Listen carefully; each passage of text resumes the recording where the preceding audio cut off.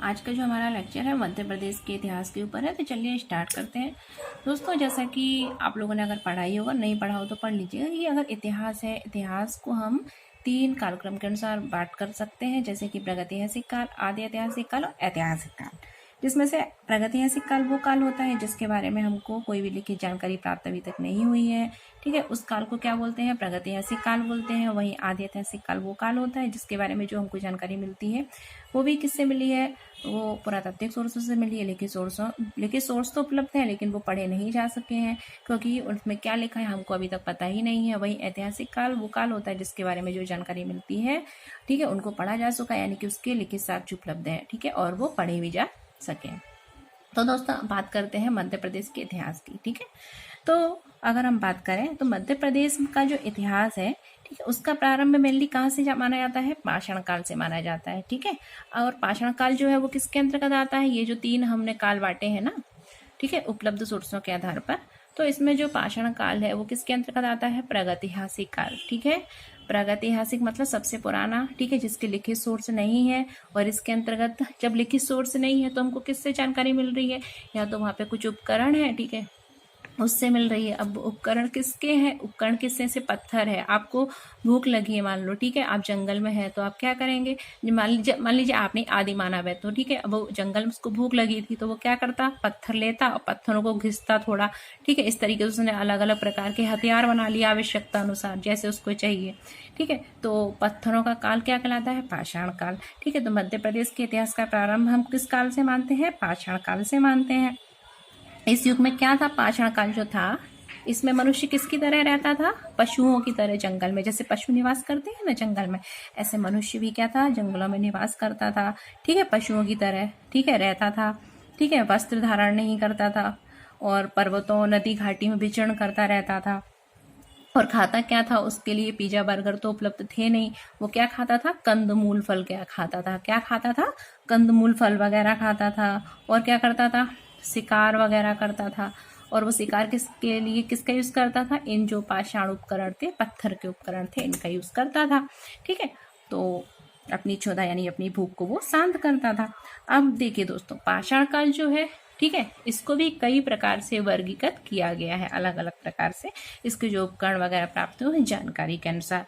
अगर हम बात करें पूर्व पाषाण काल, ठीक है, पूर्व पाषाण काल की, तो इसमें क्या है? इस काल में जो औजार मिले हैं कैसे प्राप्त हुए हैं, उनके कुछ नाम है, जैसे कि हस्त कुठार। क्या है? हस्त कुठार है। फिर एक है खुरचनी, ठीक है। फिर एक क्या है जिसको बोलते हैं हम मुष्ठी कुठार, ठीक है, मुष्ठी कुठार, ठीक है, ये मतलब ये मुट्ठी की तरीके से बनी रहती होगी। ठीक है, ये सब किसके? पत्थर के ही हैं। ठीक है, इसलिए तो इसको पाषाण काल बोल रहे हैं। तो क्या है? पूर्व पाषाण काल में जो उपकरण मिले हैं वो क्या है? हस्त कुठार है, खुरचनी है, मुस्ती कुठार वगैरह, ठीक है, ये उपकरण प्राप्त हुए हैं। अगर हम इनके स्थल देखें, ठीक है, तो इसके स्थल मध्य प्रदेश में कहाँ कहाँ मिले हैं ये भी आपको याद रखने हैं। तो दोस्तों, तो इनके जो स्थल प्राप्त हुए हैं वो कहाँ कहाँ मिले हैं? वो कहाँ मिले हैं? एक तो सीधी में मिले हैं, ठीक है, सीधी में। अब मैप बना के आपको दिखा देते हैं, ठीक है, कहाँ कहाँ मिले हैं। ये रहा दोस्तों हमारा मैप। अब इसमें हम देख लेते हैं कि जो पूर्व पाषाण कालीन स्थल मध्य प्रदेश में कहाँ प्राप्त हुए हैं। तो देखो, यहाँ पे पहले था सीधी, फिर इसका विभाजन हो गया और सीधी सिंगरौली 2 हो गए। तो हमको कहाँ से मिले हैं? सीधी से मिले हैं। कहाँ से मिले हैं? सीधी से मिले हैं। इसके बाद बात करते हैं तो हमको शहडोल से भी मिले हैं। कहाँ से मिले हैं? शहडोल से, ठीक है, शहडोल से मिले हैं, इसके स्थल प्राप्त हुए हैं।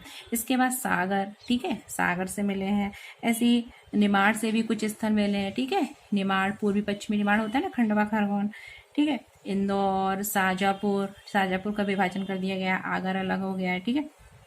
तो ये उनके स्थल मिले हैं। विदिशा से भी मिला है, यहाँ पे विदिशा है, गुना इधर, ठीक है, विदिशा या अशोकनगर के इधर नीचे, गुना के इधर साइड, और भोपाल के ऊपर विदिशा। तो राजगढ़ वगैरह यहाँ से इनके स्थल प्राप्त हुए हैं, ठीक है, कहाँ के? पूर्व पाषाण काल के। इसके बाद अगर हम बात करें मध्य पाषाण काल, ठीक है, इसको मैं क्लीन कर देती हूँ। तो जो मध्य पाषाण काल, पूर्व पाषाण काल के बाद, ठीक है, तो इसमें क्या है? इस युग में जो बने औजार थे, ठीक है, यानी कि पहले क्या हो गया? पूर्व पाषाण काल हमने पढ़ लिया। कौन सा काल पढ़ लिया? पूर्व वाला। अब हम कौन सा पढ़ेंगे, मध्य पाषाण काल। ठीक है, तो मध्य पाषाण काल में जो भी औजार वगैरह थे, ठीक है, तो उनकी जो कला थी वो कैसी थी, पूर्व पाषाण युग के जो उत्तरी चरण, ठीक है, मतलब पहले के चरण के औजार बनाने की कला पर ही आधारित थी। ठीक है, मतलब जैसे उसमें बने होंगे वैसे ही थोड़े थोड़े इसमें थे। ठीक है, ज्यादा कुछ चेंज वेंज नहीं हुआ था। ठीक है, और इसके जो स्थल हैं, ठीक है, वो किन किन नदियों के किनारे प्राप्त हुए हैं, तो देखिए, ध्यान से देखिएगा मैप में। ठीक है, तो एक तो है चंबल। ठीक है, मालवा की नदी कौन सी है, चंबल। ठीक है, चंबल। ठीक है, इस सिंबल बना देती हूँ सी। ठीक है, तो मालवा में कौन सी है, सी। फिर इधर बेतवा, ठीक है, बेतवा नदी। उसके बाद अगर हम देखें तो नर्मदा। ठीक है, नर्मदा। ठीक है, तो ये जो नदियां हैं और इनकी कुछ सहायक नदी हैं, ठीक है, तो उनके आसपास इसके स्थल प्राप्त हुए हैं। कहाँ, मध्य पाषाण काल के। कौन सी, चंबल। ठीक है, चंबल के आसपास के क्षेत्र में बेतवा। ठीक है, जहां जहां बहरी उनके आसपास के क्षेत्र में, नर्मदा घाटी क्षेत्र में इनके स्थल प्राप्त हुए हैं, याद रखिएगा। ठीक है, और वो स्थल कौन कौन है, ठीक है, तो वो स्थल कहाँ है, देखिए, याद रखना, सबसे पहले तो महत्वपूर्ण है होशंगाबाद। क्या है, सॉरी, इधर नहीं है, इधर है। ठीक है, होशंगाबाद। ठीक है, तो कौन सा, होशंगाबाद महत्वपूर्ण है। इसके अतिरिक्त अगर हम बात करें तो छतरपुर वगैरह में भी प्राप्त हुए हैं, वो इतना इम्पोर्टेंट नहीं है। निमाड़ में भी हैं। ठीक है, इधर फिर दमोह में भी इसके स्थल प्राप्त हुए हैं, लेकिन ये महत्वपूर्ण नहीं है। ठीक है, आपको क्या रखना है, होशंगाबाद। ठीक है, तो ये कौन सा काल हो गया, मध्य पाषाण काल। इसके बाद हम देखते हैं उत्तर पाषाण काल। ठीक है, मैप को हटा ही देती हूँ, उत्तर पाषाण काल की बात करते हैं। तो देखो कौन कौन सा हमने पढ़ लिया, हमने पढ़ लिया पूर्व पाषाण काल, मध्य पाषाण काल। अब हम किस पे आ गए, उत्तर पाषाण काल। ठीक है, तो उत्तर पाषाण काल जो था, इस युग में कौन कौन से उपकरण प्राप्त हुए हैं, इस युग में हमको क्या प्राप्त हुआ है उत्तर पाषाण काल में, एक तो हमको फलक उपकरण यानी ब्लैड, ठीक है, उपकरण, खुरचनी। ठीक है, खुरचनी प्राप्त हुई है। खुरचनी हमको और कहाँ प्राप्त हुई थी, पूर्व पाषाण काल में भी तो प्राप्त हुई थी ना। ठीक है, इसके अतिरिक्त हमको क्या प्राप्त हुए हैं, बेदनी। ठीक है, ये उपकरण प्राप्त हुए हैं। ठीक है, और इसके जो प्रमुख स्थल हैं जो आपको याद रखने हैं। ठीक है, इसके अतिरिक्त कुछ मिट्टी के बर्तन वगैरह भी प्राप्त हुए हैं। ठीक है, और तो इसके जो स्थल हैं, ठीक है, वो मेनली आपको यही याद रखने हैं, बेदनी बेदनी। और इसके स्थल कहाँ हैं, तो इसके स्थल भी होशंगाबाद तो आपको याद रखना ही रखना है। ठीक है, पाषाण काल से संबंधित है। ठीक है, होशंगाबाद, सीहोर, और कहाँ है, सीहोर। ठीक है, कुछ स्थल रीवा के आसपास हैं। ठीक है, ये स्थल उत्तर पाषाण काल के हैं। ठीक है, और औजार तो आपको बता ही दिए हैं, खुरचनी वुरचनी, तो अब याद रखिएगा। इसके बाद दोस्तों हम देख रहे हैं नव पाषाण काल। महत्वपूर्ण है, याद रखिए, काफी पूछ लिया जाता है। तो नव पाषाण काल जो है, ठीक है, ये काफी महत्वपूर्ण है। और ये कहना कठिन है कि ये इस युग का प्रादुर्भाव मतलब उद्भव जो है वो किस जाति द्वारा हुआ, नवपाषाण काल। ठीक है, और इस युग में आते आते क्या है कि जो औजार थे तो उसमें क्या क्या उनके नाम है आपको याद रखने हैं। तो देखिए, एक तो कुल्हाड़ी, क्या है, कुल्हाड़ी नवपाषाण काल का एक महत्वपूर्ण जो औजार है, ठीक है, उपकरण क्या है, कुल्हाड़ी है।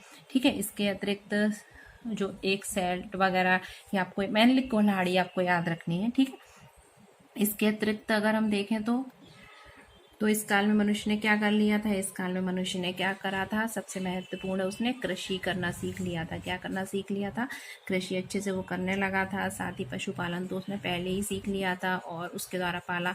अगर हम आप लोगों ने मेरा एक और वीडियो डाला था काफ़ी पहले, जिसमें हमने भारत का इतिहास देखा था, तो उसमें हमने पाषाण काल के ऊपर, ताम्र पाषाण, काफ़ी इस पर डिस्कस करा था। तो जिन्होंने नहीं देखा हो, डिस्क्रिप्शन बॉक्स में लिंक दी गई है, आप लोग देख लीजिएगा, क्योंकि तभी आपको अच्छे समझ में आएगा।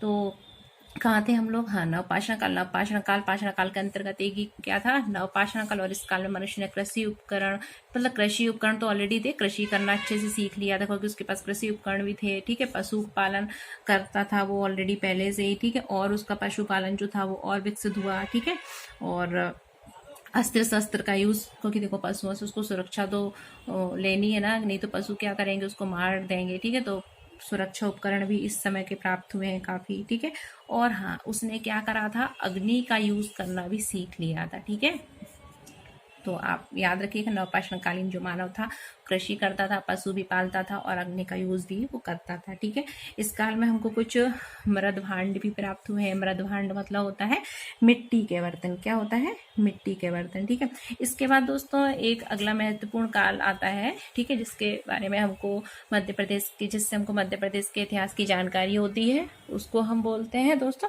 ताम्रपाषाण काल। कौन सा काल बोलते हैं? ताम्रपाषाण काल। ठीक है, पाषाण काल हो गया, अब हम पढ़ रहे हैं ताम्रपाषाण काल। तो ताम्रपाषाण क्या होता है? जिसमें जो मतलब औजार हमको मिले हैं वो किससे बने थे? तांबे के भी बने थे प्लस पत्थर के भी बने थे। ठीक है, तो ताम्रपाषाण काल इनका यूज होता था। अब ठीक है, तो हाँ, इसी काल में मनुष्य ने सबसे पहले तांबा स्टार्ट यूज करना शुरू किया था। ठीक है, इसके पश्चात क्या हुआ कि उसने कांसे का आविष्कार किया। ठीक है, तो उस कांसा आपने पढ़ा होगा ना, कांस्ययुगीन सभ्यता किसको बोलते हैं? सिंधु घाटी सभ्यता को बोलते हैं ना, सिंधु घाटी सभ्यता को। ठीक है, जिन्होंने नहीं पढ़ा हो वो पढ़ लीजिएगा, सिंधु घाटी सभ्यता के वीडियो अपलोड है। ठीक है, पता पड़ जाएगा उसको कांस्ययुगीन सभ्यता क्यों बोलते थे। ठीक, तो जो ताम्रपाषाण कालीन स्थल है काफी पूछा जाता है, याद रखना। इसके अंतर्गत जो स्थल है वो कहाँ मिले हैं? वो मिले हमको नागदा। कहाँ मिले हैं? नागदा कहाँ है? उज्जैन में है। फिर है नावदा टोली। ठीक है, नावदा टोली में मिले हैं, खरगोन डिस्ट्रिक्ट में आता है। उसके बाद है कायथा। ठीक है, उसके बाद एक और है जिसको बोलते हैं हम एरण। ठीक है, एरण सागर में आता है, और एरण जो है ताम्रपाषाण कालीन स्थल तो मिले ही हैं, साथ ही सती प्रथा के लिए भी सती प्रथा के भी प्रमाण प्राप्त हुए थे। ठीक है, तो उसके लिए भी महत्वपूर्ण है, याद रखिएगा।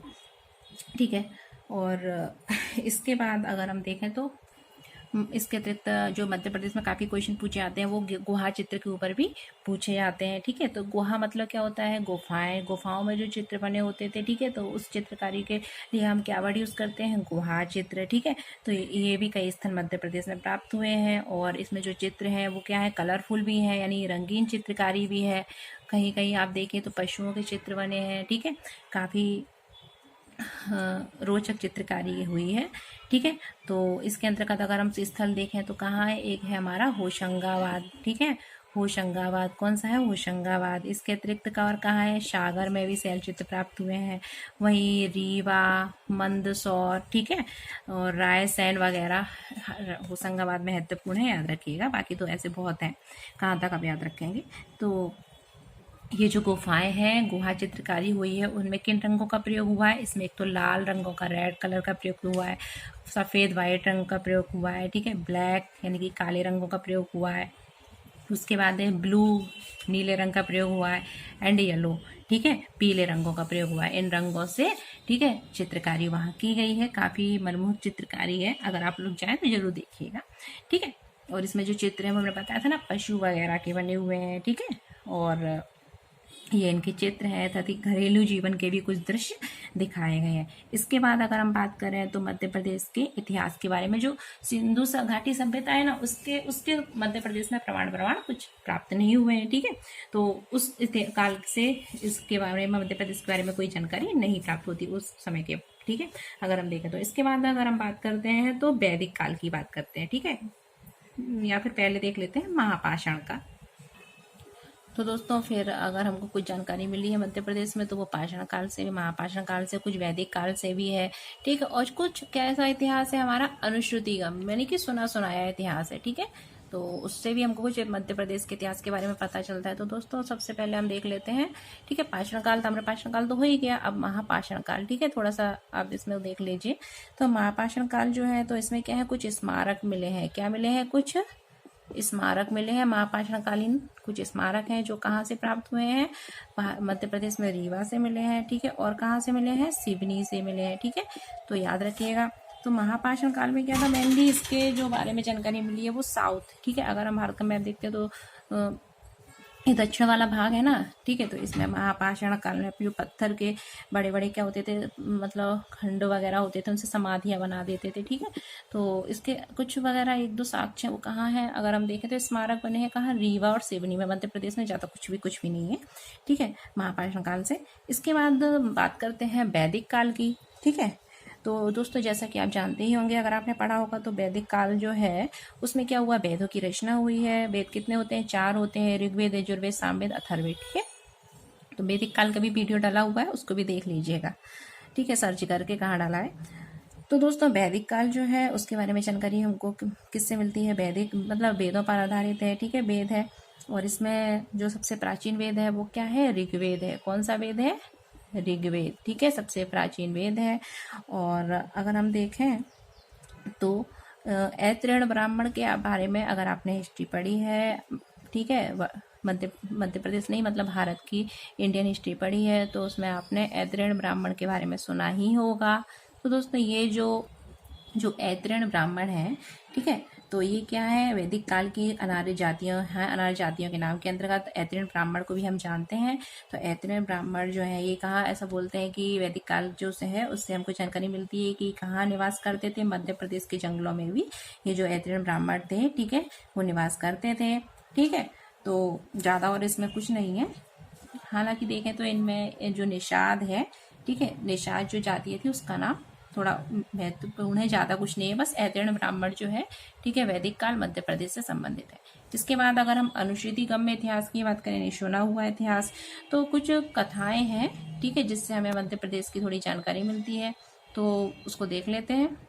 तो जो कहानियाँ पढ़ते हैं, तो कहानियाँ हम काहे की देखते हैं जो आप छोटे थे तो आपकी दादी नानी वगैरह आप जाते होंगे तो वो क्या सुनाती होंगी? रामायण महाभारत वगैरह की स्टोरी सुनाती होंगी, ठीक है। तो वो सुनाया समझ लो अनुश्रुति गम्य इतिहास, ठीक है। तो इसके बारे में जानकारी हमको किससे मिलती है? रामायण से, और क्या है? महाभारत से, ठीक है, इनसे हमको जानकारी प्राप्त होती है, ठीक है। अगर हम देखें